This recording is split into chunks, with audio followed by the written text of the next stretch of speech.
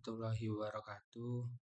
Perkenalkan, nama saya Ilham Tersaputra dengan NPM 2022 11 2022 00 11 82. Baiklah, pada video kali ini saya ingin mempresentasikan tentang pertemuan pertama.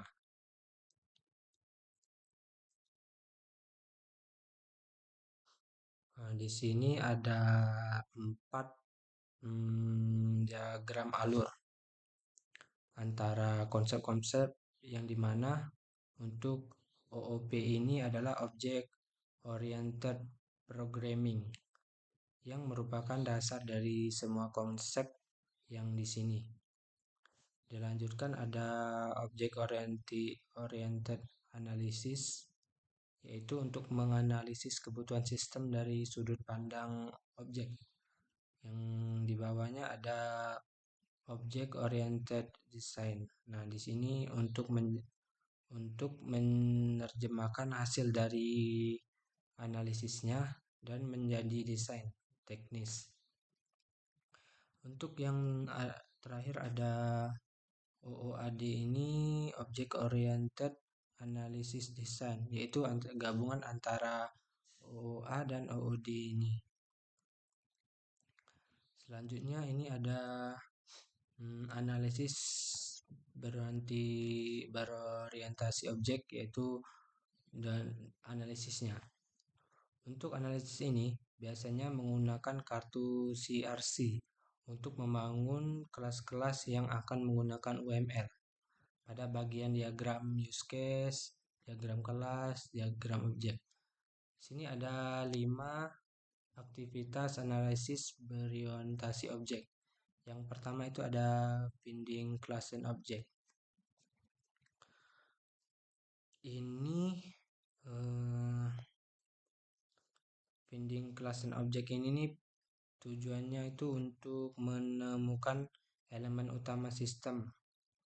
Contohnya seperti buku, mahasiswa, dan dosen. Selanjutnya ada identifying struktur. Ini untuk menentukan hubungan antar kelas. Nah, contohnya itu seperti composition. Yang ketiga ada identifying subjective. Tujuan dari itu untuk mengelompokkan kelas ke dalam modul. Contohnya seperti subjek, akademik, keuangan. Yang keempat itu ada defining attribute. Untuk atribut ini menentukan properti dari kelas seperti judul, nama, dan name. Yang terakhir ada defining service, yaitu untuk menentukan metode atau fungsi seperti pinjam, login, dan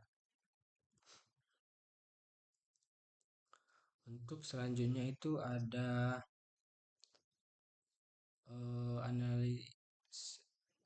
untuk selanjutnya ada 5 lapisan dalam analisis berorientasi objek. Untuk yang pertama ada sublayer.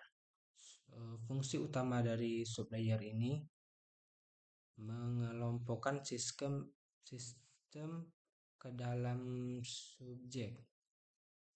Kalau untuk kelas dan objek layer ini untuk menentukan kelas dan objek dari sistem. Contohnya mahasiswa, dosen, mata kuliah. Untuk struktur layernya itu fungsi utamanya menjelaskan hubungan antar kelas. Contohnya itu mahasiswa ke buku itu association, atau pegawai ke dosen itu inheritance. Untuk yang keempatnya itu ada attribute layer. Untuk atribut ini fungsi utamanya menentukan atribut dalam setiap kelas. Contohnya name, nama, email. Untuk yang terakhir ada service layer. Untuk service ini nih fungsinya itu untuk menentukan layanan, fungsi, metode yang bisa dilakukan oleh objek. Untuk contohnya itu misal ambil mata kuliah, login, dan sebagainya. Untuk selanjutnya itu ada masih tentang analisis. Selanjutnya itu ada beberapa bahasa pemodelan yang berkembang untuk memodelkan sistem berorientasi objek ini. Ada 5 lapisan dalamnya. Yang pertama ada CRC, ini nih komponen, responsibility, dan kalau kolaborator. Ini nih ciri khasnya itu seperti kartu sederhana. Keunggulannya itu mudah dan visual. Untuk metode Butch ini nih banyak jenis diagramnya, seperti diagram kelas. Untuk keunggulan dari metode Butch ini nih komprehensif.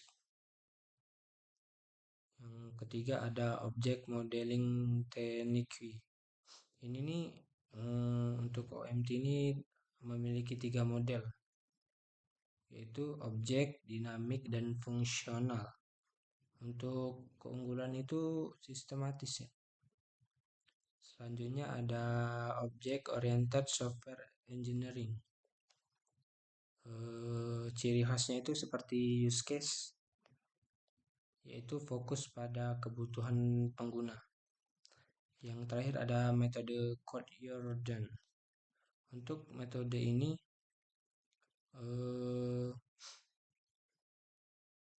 menyediakan sebuah diagram kelas. Pembuatannya itu ada 5 langkah-langkahnya. Yang pertama untuk mendefinisikan kelas dan objek. Yang kedua mengidentifikasikan struktur kelas dan objek. Yang ketiga mendefinisikan subjek nama kelas. Yang keempat itu mendefinisikan atribut. Yang kelima mendefinisikan operator atau layanan service. Selanjutnya ini tentang OOD ini, objek orientasi desain, yaitu cara baru dalam memikirkan suatu masalah dengan menggunakan model yang dibuat menurut konsep sekitar dunia nyata. Dasar pembuatannya adalah objek yang merupakan kombinasi antara struktur data dan perilaku dalam satu entitas. Ini adalah perbedaan antara OOAD analisis, objek oriented analysis, dan desain. Untuk analisis ini fokus pada pemahaman masalah, penyempurnaan desain, perilaku, sistem struktur, fungsional requirement. Kalau untuk desain ini fokusnya itu pada pemahaman solusi, operation dan atribut, performance, dan dia non fungsional. Adapun analisis berorientasi objek, ini gabungan antara analisis dan desain. Ini adalah rekayasa perangkat lunak yang model pendekatan sistem sebagai kelompok interaksi objek. OOAD ini metodenya tuh analisis yang meriksa requirement dari sudut pandang kelas dan objek yang ditemukan dalam ruang lingkup permasalahan yang mengatur arsitektur software yang didasarkan pada manipulasi objek-objek sistem atau subsistem. Tujuan dari analisis desain ini perlu kita ketahui bahwa rekayasa perangkat lunak dengan pendekatan sistem sebagai kelompok interaktif objek dengan metode analisis yang memeriksa kebutuhan perangkat lunak dan sudut pandang kelas dan objek. Untuk tujuannya itu yang pertama mengubah analisa kebutuhan menjadi desain sistem. Yang kedua mengembangkan arsitektur sistem yang kuat. Dan yang terakhir ada penyesuaian desain dengan lingkungan implementasi. Di sini ada posisinya object oriented analisis desainnya.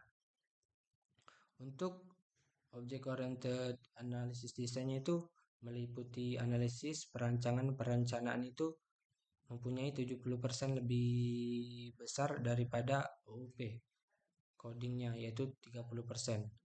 Dalam pengembangan software skala besar, hasil dari OAD digunakan sebagai dasar audit kualitas software yang di-coding. Mungkin itu saja presentasi yang bisa saya sampaikan. Kurang lebihnya saya mohon maaf. Saya akhiri. Wassalamualaikum warahmatullahi wabarakatuh.